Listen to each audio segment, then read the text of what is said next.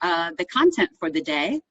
As Jessica said, my name is Dianne Young, and I have spent the last 25 years working with all sizes of organizations. The main challenges that I have worked with organizations are everything from increasing profitability, reducing turnover, and really just helping organizations set and crash through the goals that they have. So I'm excited about the content for today. We're going to spend about 30 minutes, but make sure that you do use the chat pod, and at the end we'll go through some questions and answers. So the ultimate threat to organizational success isn't what most people think. It's not the markets, it's not technology, it's not your products, and it's not even really your competition. The ultimate threat to organizational success today is the company's ability to attract, lead, develop, and retain the best people. So how many of you recognize these two items? And usually I get some laughs when I ask this question because if you've been in the workforce for a while, you're like, well, of course. But you might laugh, but my 21-year-old daughter could not identify that item on the right, that fax machine. She had never seen one before. Now, what about that ledger book? I am a Gen Xer, and so we used the ledger book in high school, even through college, and even on my first job. But today, that ledger book would look much different. Today, that ledger book is actually called Excel, and is part of Microsoft Word. So today's generations learn similar processes, but really they have much improved and better tools. I want you to think about this. Young people today who come into your organization or into the work environment in general, not being familiar with the terms and the processes, or the hundreds of acronyms that I see companies use. I love acronyms because companies think that it's a way of making things easier to remember, but it actually can be a deterrent sometimes when you've got acronym after acronym. So somebody coming in new to the work environment, do you think it could be a little uncomfortable for them if they're unfamiliar with the tools, the terms, the processes? If you think about it, it really could be. So it would be just like you or I walking into a room with tools and equipment that we have no idea how to use. And I've had that feeling before. I have walked into the break room and looked at a copy machine that had so many buttons and bells and whistles on it that I swear it could clone someone. I just walked away and asked for help.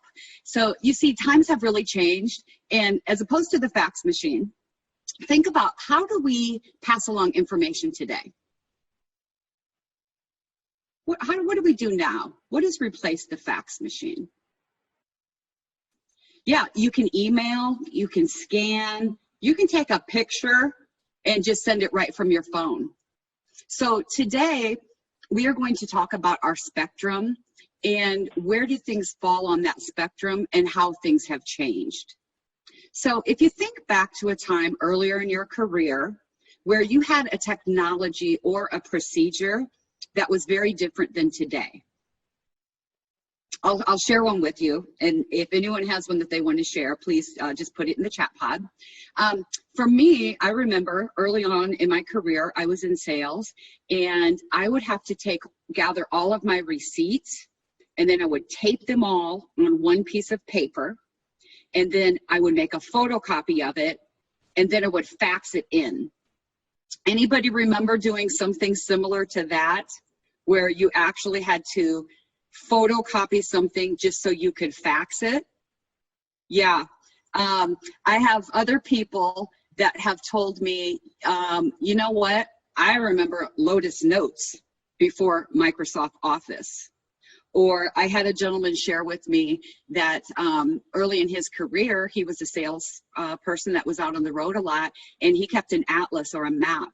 This was before GPS. He had to know how to get around. He had to know how to get to each of the clients he had to see that day. So he would actually take a highlighter and highlight that map for his route for the day. Now think about this too. For those of us who have lived through some of those dinosaur ages of technology, do you feel a little bit skewed when new employees come in now and they have it so easy? Yeah, okay. I mean, I know I do sometimes. Sometimes it feels like, wow, they didn't pay their dues. Everything is so easy for them. And it's natural for us to feel that way. But we have to keep in mind and remember that we don't know what we don't know. So thank goodness that technology has changed, because now we don't need a physical key to open up our car door. We don't need to physically crank the window down, especially where I live in Atlanta on a hot summer day. My 21-year-old also had never been in a vehicle that didn't have automatic windows until recently. And she just was astonished that people actually had to manually roll their windows down. But if you think about it, technology has advanced in every aspect of our life. So what used to just be part of what we did now is, many of you have ever bought or sold a home? I would assume most of us at some point in our life have either bought or sold or know of someone who has bought or sold a home. And we all know, if you've been in the home market, that sometimes it's a buyer's market and sometimes it's a seller's market. And it really just depends on a couple factors. First of all, the economic conditions at the time and supply and demand. So sometimes the buyers have the upper hand and sometimes the sellers do, and we just accept this. That's just the way the market is. We just hope that when it's our time to buy or sell a home, that we are on the good end of the stick. Now, it's the very same way for the employment market. So if you think about it, in the mid-2000s, we were very solidly in a recession. And it was much easier to find and keep talented people. They just weren't job hopping as much as we see today, because they were also concerned about their economic future and the condition of their household. So somewhere around early 2014, even late 2013, that trend dramatically shifted. And today we are solidly in an employee market where the employee has the upper. How many of you that conduct interviews, onboard, hire, or even just have new people joining your team feel like the employee has the upper hand? Yeah, I know that I have in the last several years. So why do we feel this way? I've had a couple people share. One of the reasons that people feel this way is because most of the time people have multiple offers. So we're competing with multiple companies at the same time for the same people. So last year, I actually had the task of interviewing and hiring 15 interns for a healthcare recruiting firm. So I started in the fall going to the on-campus job fairs, did a round of interviews, phone interviews, in-person interviews, had them come on site, did background checks, and we hired 15 interns. After accepting the offers, I had 3 of them bow out the week before because they had better offers. And these are interns. So when people apply, they're not just applying to one place, are they?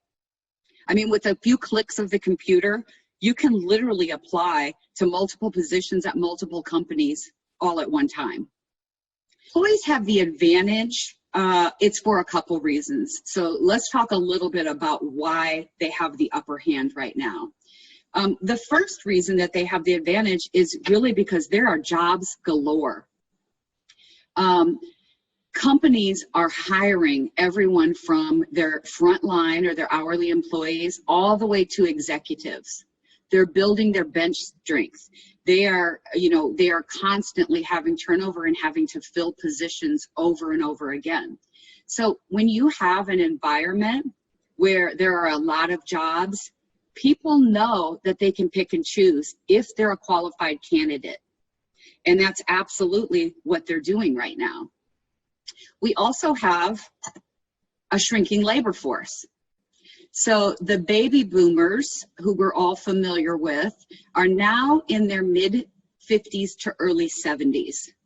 And the baby boomers, that cohort is retiring at a rate of 10,000 a day in the US. So I want you to take a minute and just think about the people that you work with.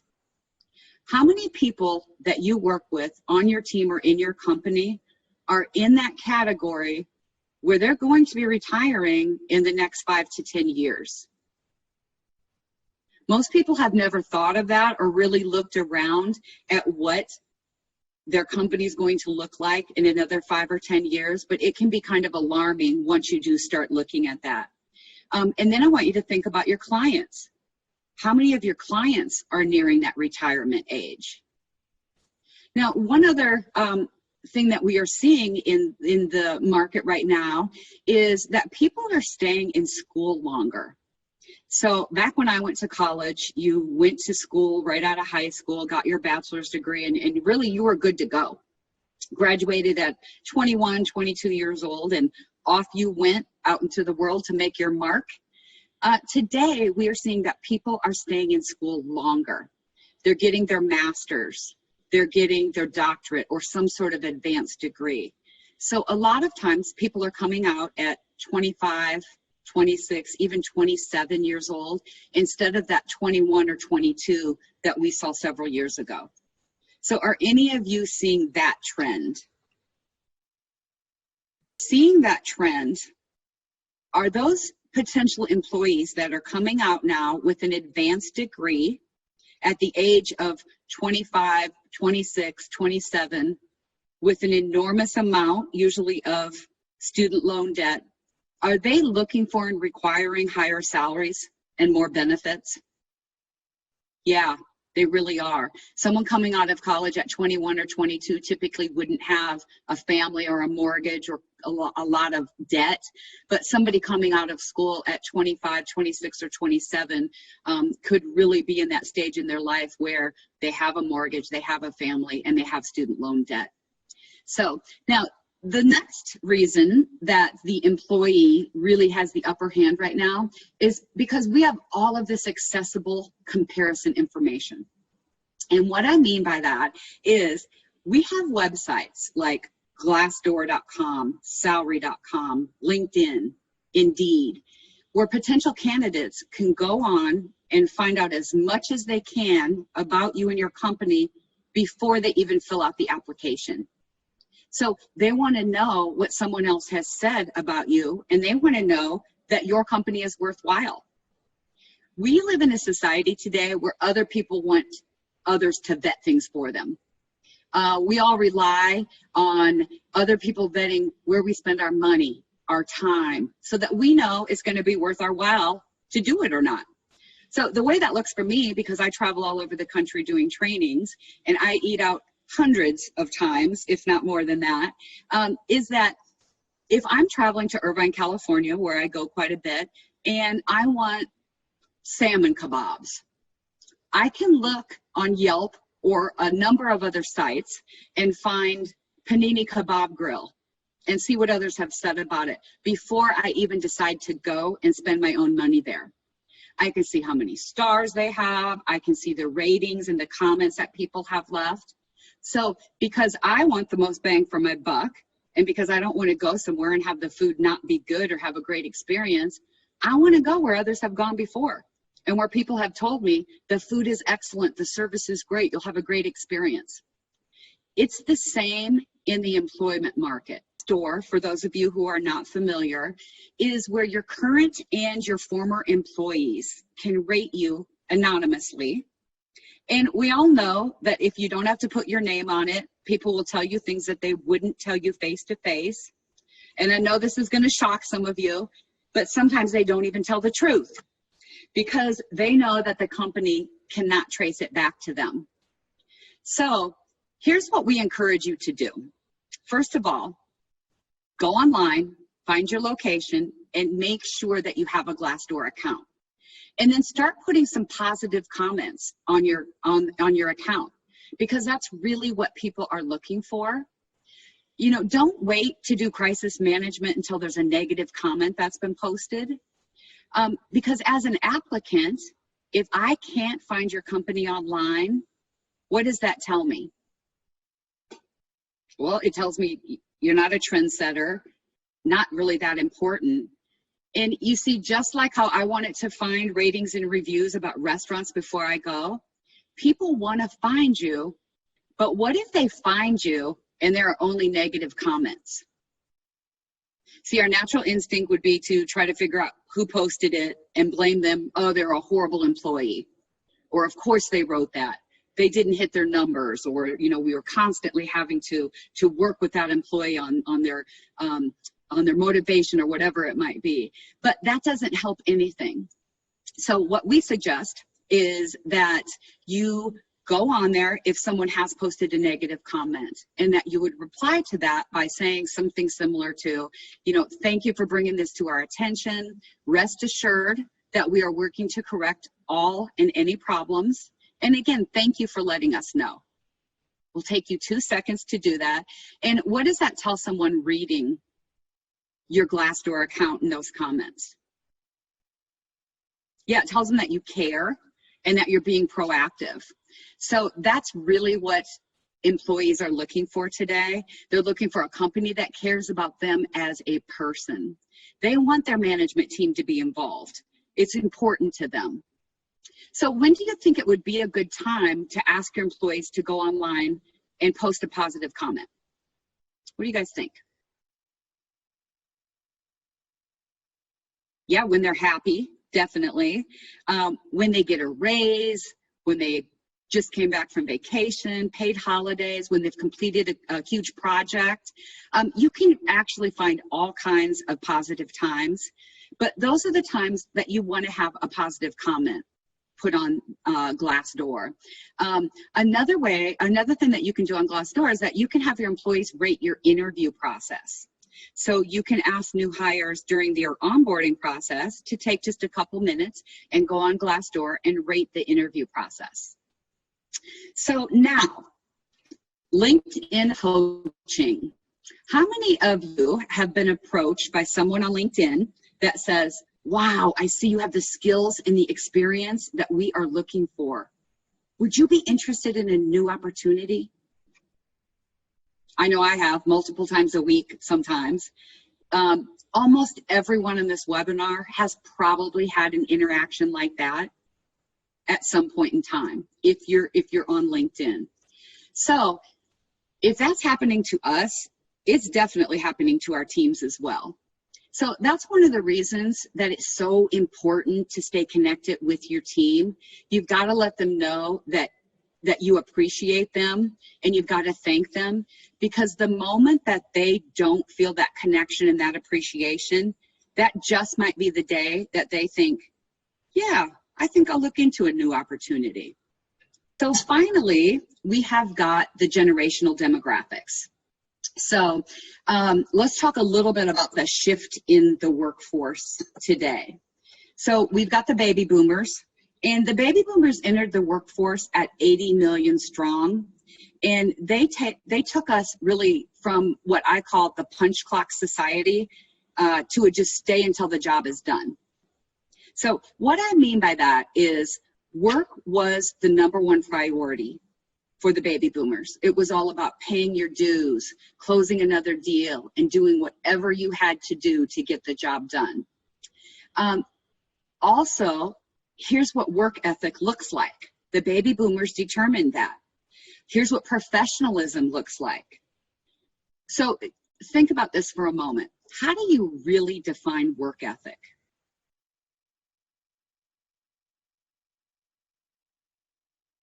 Yeah, it could be somebody that really cares about their product, someone that takes accountability, shows up on time, reliable. Well, baby boomers are the ones that said that work ethic looks like you stay until the job gets done no matter what. So that has changed a lot over the course of the last 30, 40 years. So I want you to just always keep in mind that work ethic really is an opinion.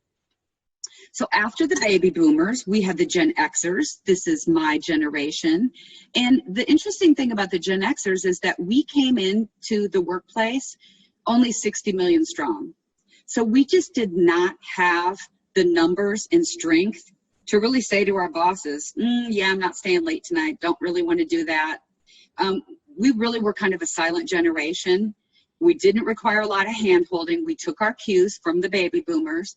And many of us were told early on in our careers, wait it out, pay your dues, and your time will come. And that's what a lot of people did. Now, the game changer for all of us is the millennials. So they are 80 million strong. So 80 million millennials will be entering the workplace by 2020. And I'll do the math for all of you. That is in less than 8 months. The millennials will outnumber the boomers and the Xers in the workplace. Let's talk about what are the challenges of a workforce shift like this. So the number one challenge is really a loss of institutional knowledge. That is the number one challenge that we are seeing. So as we have people that are retiring out, do we have enough people with the organization that could easily step into the shoes of someone retiring? So again, I want you to think about your own team. If you were to walk out today, do you feel like there is enough experience, institutional knowledge that someone could easily step into your shoes? For most of us, probably not. We are losing institutional knowledge at a rate faster than we can replace it. The second challenge is the rising cost of turnover. So most organizations, no matter what industry, will say they are seeing more turnover. So if you have not yet figured the cost of turnover for different positions within your organization, I would encourage you to sit down and do that. And when you're figuring the cost of turnover, there are some things that you need to factor in, like the cost of recruitment, the cost of onboarding and ramping up, the cost of someone actually learning the skill set and being able to perform. Onboarding and ramping up is a process, depending on the company and the industry, anywhere from 6 to 18 months at a minimum. So rising cost of turnover is definitely a challenge with this workforce shift. And then we've got the continuity of work and service. So what if somebody leaves, and let's just say they're the head engineer and they leave? Is there a gap or a stop of some sort on the project that they were leading? Yeah. So hopefully the client or the customer would not see it on their end, but what are we doing behind the scenes to make sure that the customer or the client doesn't see? Yet we're killing ourselves. So we need to think about, do we have enough people in place to keep things moving if someone leaves? And then the last challenge that we see is that there are just fewer subject matter experts. So very prevalent in some industries more than others, but people used to stay in a job or at least the same industry for 20, 30, sometimes even 40 years. But what we're seeing today is that people are jumping from industry to industry. Now, the longer you stay with a company, the more subject matter expertise you have. So if you're jumping from industry to industry, again, there is a ramp up, and that's a missing component that we're seeing in organizations today. So now that I've spilled all the news to you, let's talk about what we can do as we face this reality. First of all, what we do at Crescendo is constantly remind you that if you want new results, you have to have a new mindset. So just be prepared and open to try things in a different way. The first thing that we can do is not assume anything, okay? So don't assume that you know what's going on with your team. Ask them. Gather the information and take action. So I had a client recently that had a little more turnover than normal, and they were sure that it was because their people were leaving for more pay. But when they actually surveyed why people were leaving, it was not because of more pay. It was because of the lack of communication on the teams and the outdated technology. So in his mind, the owner thought, they're leaving for more pay. I can't compete with that. But the reality was they'd be willing to stay if they had better communication and if the company was willing to invest in better technology. So never assume that you know. And the other thing that is in our control is to communicate the expectations. So keep in mind that based on generations and experience levels, people may not, I know this might shock you, but they may not think the same way that you do. And they can't read our mind and we can't read theirs. I love a story that Kara shares about if you don't set proper communications and you tell someone to show up the first day of work in black pants, you will have someone show up the first day in black leggings. And you will be thinking, what on earth? Those are leggings. And they will be thinking, they cover from my waist to my ankles, they're pants. So it is critical to take the time to communicate your expectations, especially with new staff. And then the third thing that you can do is you can look at your online footprint. You can take those recommendations that I mentioned earlier. So go on there and look and see, what are people saying about your company? Do you have any positive comments from current employees? And what does your overall footprint look like? Because if they can't find information about your company, and we're talking more than just a website, they're not going to be interested and they're going to pass it over. So I want you to keep in mind, I started off the webinar with this quote. A lot of organizations think that it's technology, it's products, it's competition that is the real threat. But keep in mind that the ultimate threat to organizational success, it isn't the markets, it isn't technology, products, or competition. It absolutely is the ability to attract, to lead, to develop, and to retain the best